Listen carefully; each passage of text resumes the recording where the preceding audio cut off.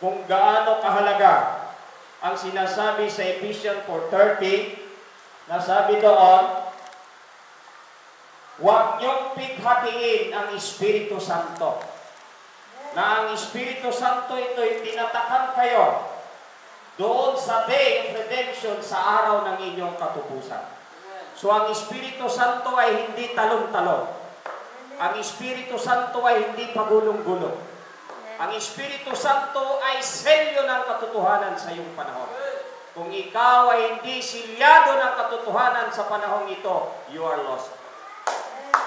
Bakit mga kapatid, kung naintindihan natin ang napakahalagang pagtuturo ng ating kapatid si Brother Francis, kung makikita natin mga kapatid, mula doon sa Calvary, na napako yung tinatawag na kordero, ang kanyang layunin ay magbigay ng bayad, purchasing. Tumakbo ang panahon na merong 20 years na ito ay Pentecost. At pagdating dito sa panahon ito, mga kapatid, mula sa Calvary, pagbaba ng Holy Ghost sa 120, nagkaroon sila ng Pentecost. Ano ang Pentecost? Paglaya. Ang Espiritu Santo ay pinakilos sila ng may kalayaan na i-preach ang pagdeklara na ito ay panahon ng paglaya sa kanilang panahon. Na sila hindi na natatali ng tao, sila hindi natatali ng denomination o religion ng mga Sadducee at anumang sekta. At pagdating sa panahon na yan, doon sa Ephesian age na ginagawa ng ating kapatid, tinawag doon sa Ephesian age ay si Apostol Pablo. Kilala ba natin si Apostol Pablo? Amen. Siya ang mensahero ng Episo. Siya noon ay hindi pa Apostol Pablo, kundi tinatawag na Saul. At ang pangalang Saul ay pangalang makahari. At si Saul, mga kapatid, ay napakataas sa kanyang sarili. Ngunit nung salubungin siya ng tinatawag na light, sino ang sumalubong sa kanya sa buong Acts? Nasalubong niya ang nakakasilaw na liwanag, yung great light. At sinabi niya, Saul, Saul, why persecuted thou me? At ang sabi ni Saul, sino ka, Panginoon? So nakakasilaw na liwanag.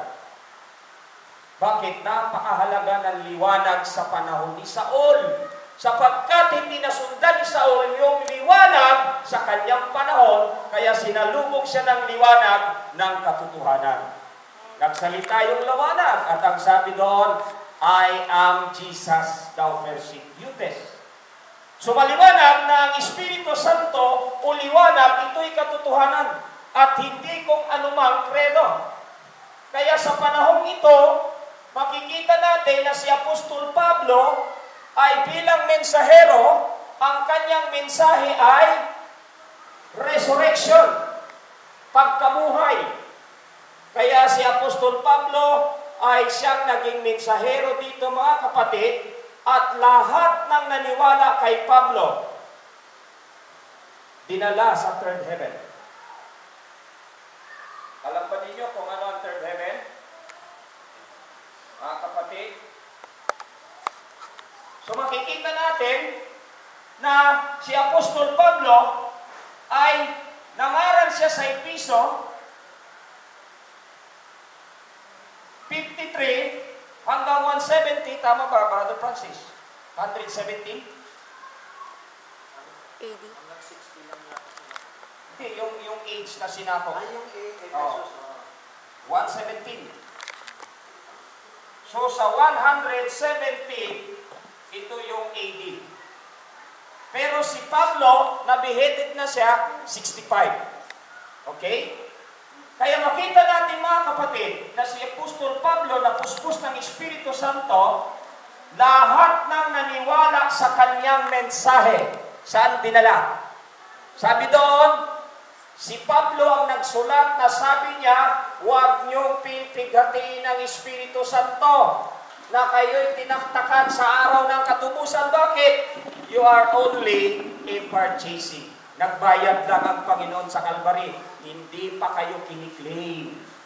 Kaya wala pa ang Day of Redemption, kaya huwag niyong pipigatiin baka yung selyo ay mapunit na hindi pa kayo umaabot sa Day of Redemption. Kaya sabi, sinelyuhan ka dahil mayroong Day of Redemption. Kaya ang dugo ay pinambayad sa utang dahil nandito tayo sa pawn shop ng kasalanan. Pero hindi ka pa kiniklaim sa pawn shop, binayaran pa lang ng dugo. Okay? Kaya makita natin dito na si Apostol Pablo, lahat ng believer na naniwala sa kanya ay dinala na sa third heaven. Tama ba yon? At yung mga believer na yon ay silyado ng Holy Ghost. Ano ang selyo ng Holy Ghost sa kanilang panahon? Talon-talon? Hindi po. Ang selyo ng kanilang Holy Ghost ay Spirit in truth. Kung ano ang katotohanan sa kanilang panahon. Kaya makita natin na lahat ng mga believer na niwala kay Pablo sapagkat ang mensahe niya ay resurrection. At clear voice ang naririnig niya. At sinelyuhan niyo at dinala sa third heaven. Saan naman napunta yung hindi nagsipaniwala sa kanyang mensahe? Lalo na sa ating panahon. Pagka tinatalakay natin ang woman preacher, maraming magagaling. Sasabihin nila, kay Pablo lang yan. I will notice of those people that refute the statement of Apostle Paul. Lahat ng hindi naniwala sa aral ni Pablo ay dinala sa impyerno. That is hard, but that is the truth. Ito po ang tinatawag na impyerno o tinatawag na hell, place of torment. Lahat ng mga unbeliever na nagtuya sa mensahe ni Pablo at hindi naniwala sa kanyang sulat, dito po dadalhin sa impyerno. 100% katotohanan yan, kapatid. Kung hindi yan totoo,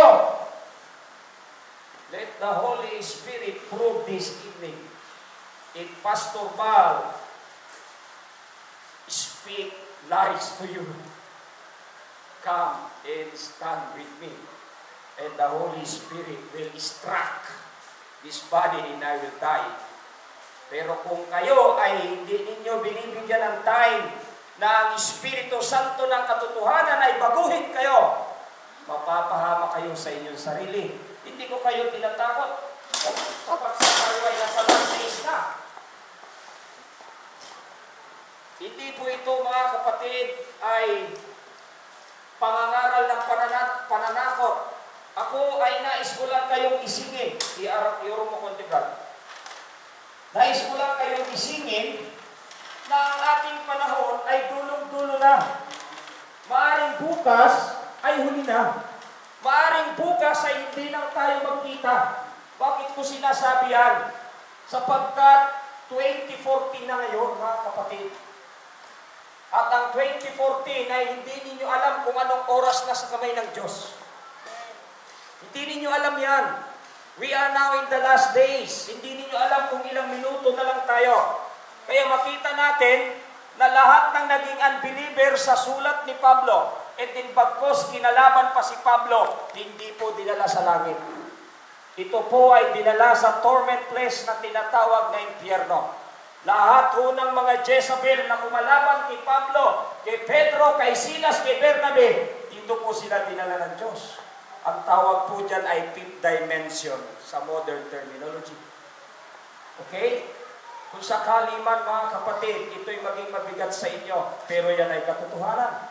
At si Pablo, bilang tagapagsalita ng katotohanan, lahat ng mga believer na sinelyohan ng Espiritu Santo, nandun sa third heaven. Naghihintay sila para sa Day of Redemption.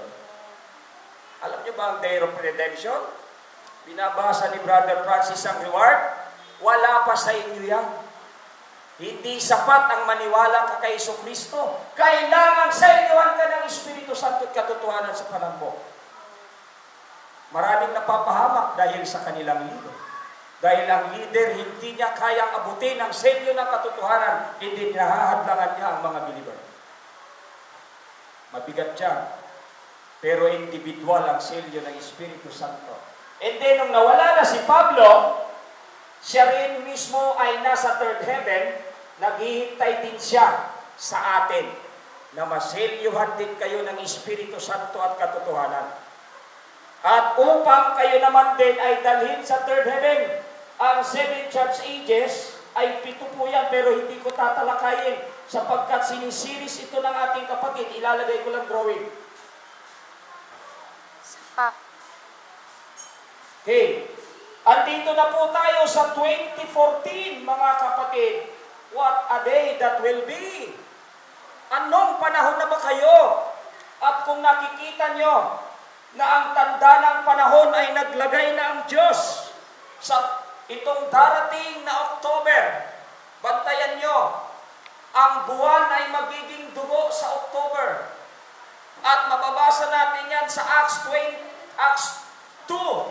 verse 20 o hanggang 22. Naglagay ang Diyos ng tanda sa langit na ang buwan ay magiging dugo. Yan ay tanda ng kanyang pagbabalik. Nasaan ang ating mga mata? Anong anyo ang ihaharap nyo sa Diyos? Para sabihin mo, Lord, tanggapin mo ako, anong anyo? Kung nakikita natin ang mga literal na bagay, dapat makita natin ang tanda sa langit na ang Diyos ay pabalik na. Amen. Diba? So makita natin, mga kapatid, ang Espiritu Santo ay selyo ng katubusan sa bawat believer. Dalawa lang po ang bagay na pupuntahan ng tao: light and darkness, impyerno at langit, kamatayan at kaligtasan. Okay? Kamatayan at buhay. Makita natin dito si Paul na sinelyuhan niya ang mga believer ng Espiritu Santo. Sinelyuhan din naman ni Pedro ng kanyang mensahe ng katotohanan sa kanyang panahon ng mga believer. 2014, nandito tayo. Ang Laodicea ay totally blackout. Pasensya na, Brother Francis, umadvance na lang ako sa Laodicea. Alam ko, sinisiris mo to. At sinasabi doon, ang Laodicea ay lukewarm, maligamgam, sinuka sa bibig ng Diyos, sapagkat hindi sila mainit at hindi malamig. Nandito tayo sa panahong ito, mga kapatid. Anong anyo ang ihaharap natin? Nasaan ang selyo ng Espiritu Santo sa inyo? Kung tayo'y selyado ng Espiritu Santo, nakita nyo ang light sa inyong panahon. Si Pablo, nakita niya ang light sa kanyang panahon at sinundan niya. Nakita rin ni Wycliffe. Nakita rin ni John Huss yung liwanag sa kanyang panahon. Kaya binasa ko kanina ang Picture of the Perfect Man na sabi niya, till we all come in the unity of the faith.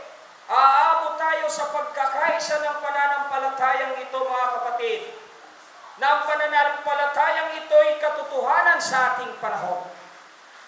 Ang ibig sabihin ng pananampalataya ay klarong pag-unawa sa Biblia na nakita mo ang promise word ng Diyos sa iyong panahon. Kung merong sinugo ang Diyos sa panahon ito, at tayo ay nilabanan natin ang sugo sa panahon ito, at tinuyak natin ang mensahe ng sugo na yan na vindicated by God, i-deliver din ang mga taong yan sa impyerno.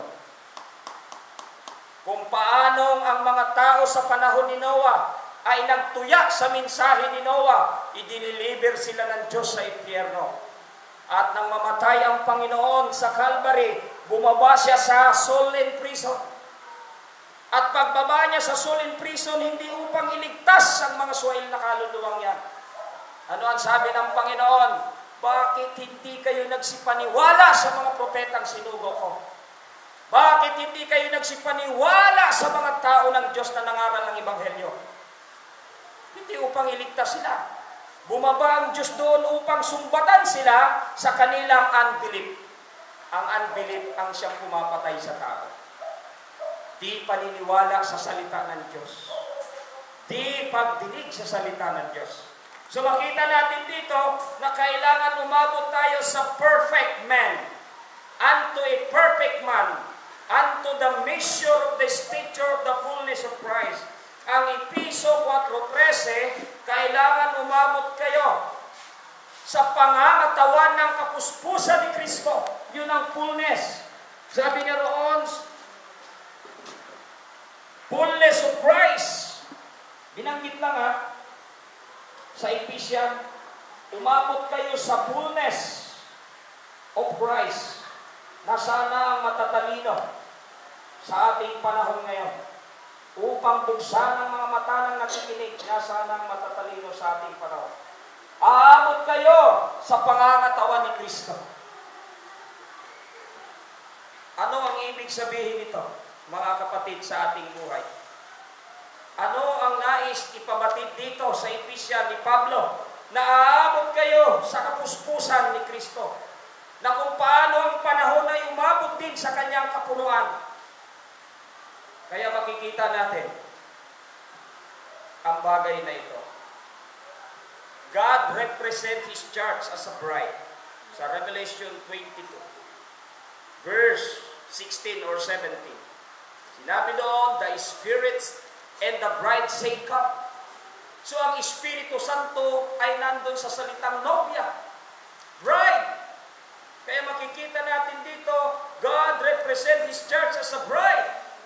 And the way He brings its individual, binanggit ni Brother Francis, to being His Son, to go in the bride. He also has brought the bride through these ages. They'll bring this one completed church into this. But it aids, God has placed this thing into His church and pattern it by showing its individual. This possess the qualities. Ano ang qualities? Yung fullness of Christ. Kailangan umabot tayo sa quality, sa pangangatawan ni Kristo.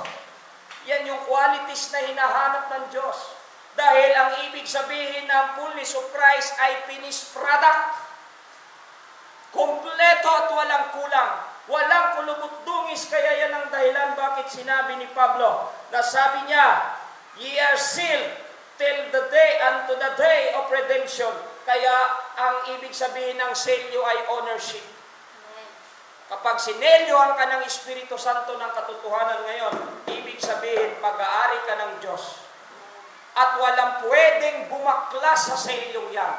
Hindi yan pwedeng pakialaman ng sinumang tao, ng sinuman. Kahit si Satanas ay hindi niya kayang galawin ang selyo ng Espiritu Santo sa isang individual na sinelyohan ng Espiritu Santo ng mensahe sa kanyang panahon. Hanggat hindi ka umaabot sa day of redemption. Binayaran lang tayo sa Calvary at hindi pa kiniklaim. Dahil pagdating doon sa day of redemption, mga kapatid, o lahat ng mga banal dito, at kung sakali man si Pastor Val ay kunin na ng Panginoon, some of this day, I don't know, hindi ko rin alam kayo, kailangan silyado si Pastor Val ng Holy Ghost at siya ay pupunta sa third heaven. At maghihintay ako doon sa araw ng katubusan. Gusto niyong basahin natin kung bakit kailangan umabot doon? Buksan ninyo ang Revelation chapter 5 verse 1. Dahil bubuksan ng Panginoon ang aklat na ito. At sabi niya rito, and I saw in the right hand of Him that sat on the throne a book written within, and on the backside sealed with the 7 seals. Kaya yung aklat ng katubusan, yung book of redemption na selyohan pa ng 7 selyo. Kailan bubuksan ng Diyos yan? Sa day of redemption. Doon sa dimension ng mga banal. Bubuksan yon ng kordero. Sinabi ni Brother Francis na may reward. Lahat ng nagtagumpay mula sa panahon nila Pablo, nila Pedro hanggang 2014, kung kayo ay nagtagumpay at sinelyohan kayo ng Espiritu Santo ng katotohanan at hindi ng haka-haka lang ng tao o ng tradisyon, tatanggapin nyo ang reward sa Day of Redemption. And then babalik kayo para kunin ninyo ang katawang lupa nyo para sa pagiging glorified. This is the mystery of the rapture. Ito po yung missing link ng translation of the living saint sa third mysteries na isinulat ni Pablo. Kaya makikita natin, mga kapatid, dito sa Laodicean sa 2014, umiyak kayo sa Panginoon pag kayo'y nasa kwarto. Lord, nasaan ang selyo ko sa aking panahon? Dahil oras na hindi ka naselyuhan ng mensahe na ibinagsak ng Diyos sa panahon ito, may iiwan ka, kapatid. Sa araw na yan, maraming mabibigo at sasabihin nila, Lord, di ba may rapture? Bakit bumagsak sa amin ang paghatol na ito? Sa Revelation chapter 6, nakita nila na yung coming of the Lord, nakasama ang laksa-laksang banal. Sa Revelation chapter 6, at sabi nila, mga bato, mahulog kayo sa amin, bakit naiwan sa rapture? Dahil hindi sila selyado, wala yung selyo ng pag-aari ng kordero. Selyado lang sila sa sarili nilang kredo at pag-unawa, pero hindi sila naselyuhan ng revelation ng Espiritu Santo. Ano ang buti ng tradisyon? Lahat ng naniwala sa false prophet, idiniliver sa impyerno. Lahat ng sumasali sa tradisyon, dito po ang inyong lalagyan. Yung mga propetisa na nagsasabi na hindi totoo ang sinulat ni Pablo sapagkat pwede na ang babae mangaral, dito po ang lalagyan.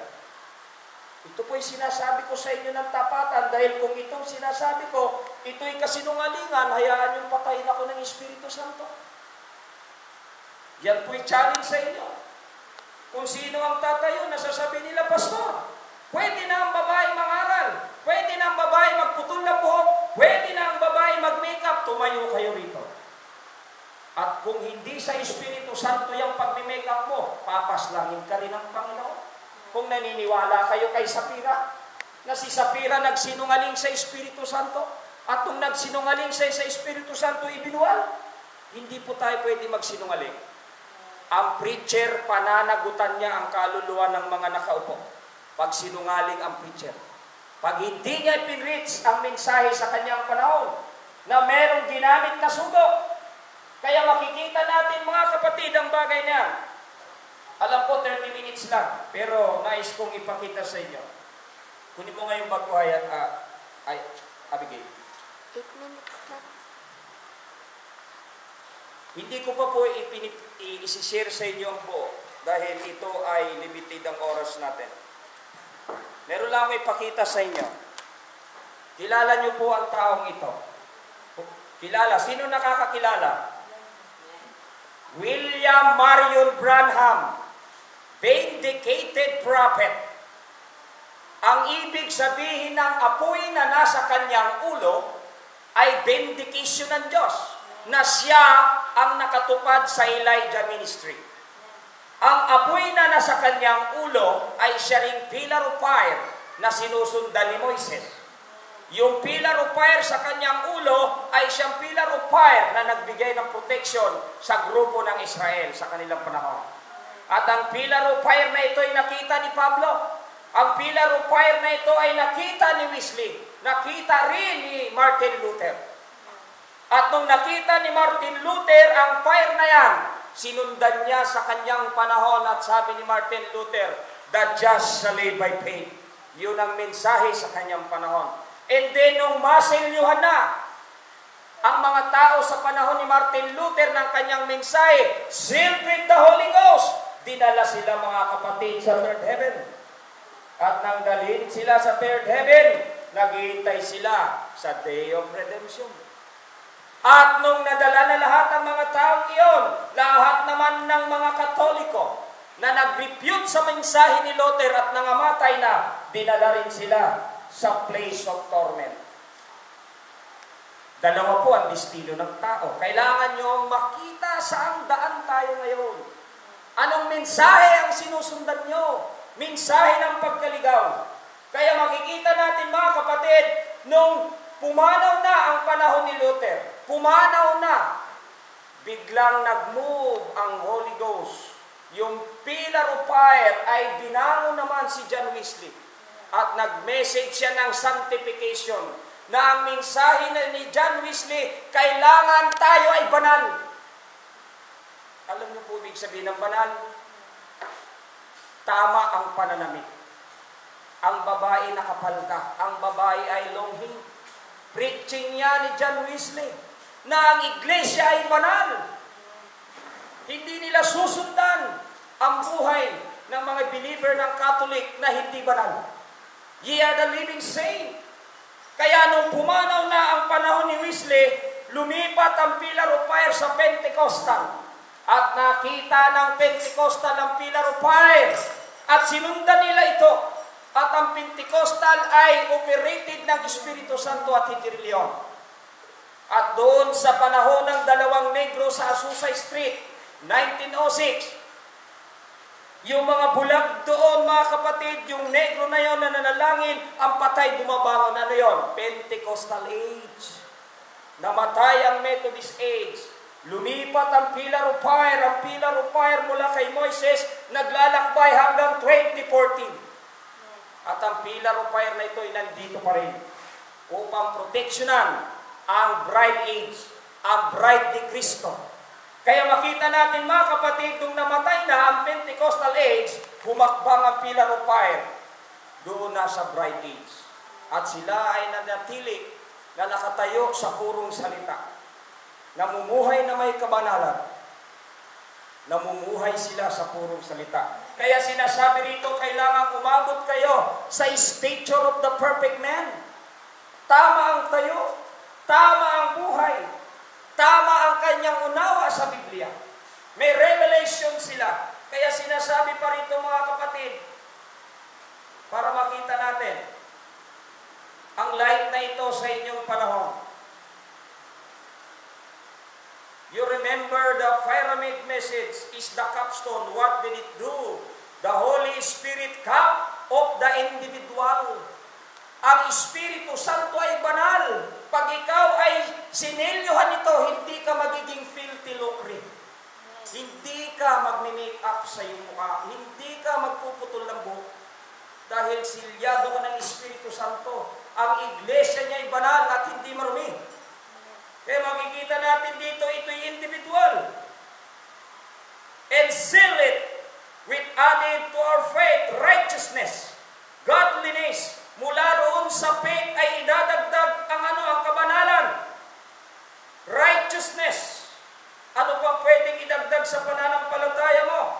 Faith, virtue, knowledge, temperance, patience, brotherly kindness, and the love of God na binabasa ni God. Ang ating pong pananampalataya ay lumago sa oras na yan. So ano ang mangyayari, mga kapatid, sa bagay na ito? So makita natin yung fullness, parang istorbo itong mic. So makita po natin, mga kapatid, ang stature of the perfect man, siya ay silyado na in pyramid form. Meron siyang faith, virtue, knowledge, temperance, patience, brotherly kindness, and then yung love na dito sa dulo. So makikita natin, yan yung stature of the perfect man. Umabot na siya sa fullness. At yung nasa ulo ay si Christ. Christ is the capstone. Yan po ang tamang sukat, pangangatawan ni Kristo sa ating panahon. Na ang ibig sabihin, finished product, sealed with the Holy Ghost, at siya ay naghihintay sa Day of Redemption para sa kanyang kumpletong katubusan. Hindi po natin sinasamba ito dahil si William Marion Branham ay mensahero lamang upang hanapin ang nobya ni Kristo. Yung nobya lang po ni Kristo, hindi niya hinahanap ang nobya ni Satanas. Sabi niya, hinahanap niya ang nobya ni Kristo sa panahong ito. Bakit? Meron pong light. Nung umalis ang light sa Pentecostal age, pumasok sa bride age, ano ang nangyari? Inusig ng mga Lutheran si Wesley. Nung umalis na ang Espiritu Santo sa panahon ni Wesley, inusig ng mga Wesleyan ang Pentecostal. At nung mawala na ang Espiritu Santo, ang pillar of fire sa Pentecostal, dahil naging denomination organization, inusig naman ng Pentecostal ang end-time bride of the Lord Jesus Christ. That is true. Anong liwanag sa ating panahon meron tayo? Si Pablo, nakita niya ang liwanag sa kanyang panahon. At kailangang makita niyo rin, mga kapatid. sapagkat ang selyo ng Espiritu Santo ay Espiritu Santo ng katotohanan. Kaya kung sakali man, dahil pumunta ako sa Montalban, nagalak si Pastor Sonyo, na marinig ang mensahe ng katotohanan. Dahil kung tayo lang po ay magmimensahe ng hindi katotohanan, magtrabaho na lang tayo at kikita pa tayo. Anong silbi ng ating oras para hindi natin makita yung Day of Redemption na ito, na hindi pwedeng galawin hanggat hindi umabot doon. Kaya makikita natin, hindi ko na-emphasize yan dahil sinisiris yan. Kailangan natin ang selyo ng Espiritu Santo at katotohanan para sa Day of Redemption. Sana nakita ninyo ang bagay niyan, mga kapatid. At ikakatok ko na dahil meron pang susunod. Amen. At nais ko rin, mga kapatid, na tayo manalangin sa oras na ito. Salamat, Panginoon, sa gabing ito, Lord. Hindi mahalaga ang dami ng bilang. Lord, Ikaw ang nakaalam kung sino ang nobya mo sa mga gabing ito, Panginoon. Kung ang iyong lingkod, Lord, ay hindi nagsalita ng tama sa iyong nobya, Panginoon, ang Espiritu Santo, nawa ay kumilos, at ang Espiritu Santo magbigay ng kaukulan sa ating buhay. Gayon din sa mga nakaupo, Panginoon, kung naririnig nila ang Espiritu Santo at katotohanan, naway kausapin mo sila, Panginoon. Sa oras na ito, Lord, kung gaano kahalaga ang inilatag mo na katotohanan sa aming panahon. Habagan mo kami, Panginoon, sa aming panahon, Lord, na kami ay ilaan mo sa pag-agaw. Huwag mong hayaan, Panginoon, na magkulang ang iyong katawan sa oras na ito. Ikaw, Lord, ay magpalitaw ng mga manggagawa na may katapangan upang ipangaral ang katotohanan sa pulpitong ito. Upang ang katotohanan mo ay mailabas, Panginoon, at makapasok ang iyong mahal na binhi na ito na itinalaga mo before foundation of the world. Patuloy, Panginoon, na tawagin mo ang iyong binhi sa oras na ito. At ikaw magpahid palagi, Panginoon. Proteksyonan mo, Panginoon, ang iyong anointing, ang mga mangangaral, Panginoon, sa gabing ito. Dagdagan mo, Panginoon, ang aming pananampalataya, Lord, kung kulang pa. At ikaw, Panginoon, ang aming maluwalhati. Tinataas ka namin, Lord Jesus Christ, sa gabing ito. Salamat sa mga naunang sugo na sinugo mo. Salamat kay Pablo, kay Pedro, kina Wycliffe, Panginoon, kina Martin Luther, kina John Wesley, Panginoon. Salamat sa mga taong banal na nauna sa amin, na tinayuan ang katotohanan, Panginoon, sa kanilang panahon at sinelyuhan mo ng Espiritu Santo hanggang sa araw ng katubusan. Lord, sa iyo ang papuri at aming ibinibigay sa iyong mga kamay ang aming espiritu at buhay katawan. Selyuhan mo, Panginoon, ng katotohanan ng aming kaluluwa hanggang makita ka namin, Panginoon, sa pagbabago ng aming katawan. Lahat ng ito ay aming inilalagay sa makapangyarihan mong pangalan. Sa pangalan mo lamang, Lord Jesus Christ, na aming Diyos na banal. Amen.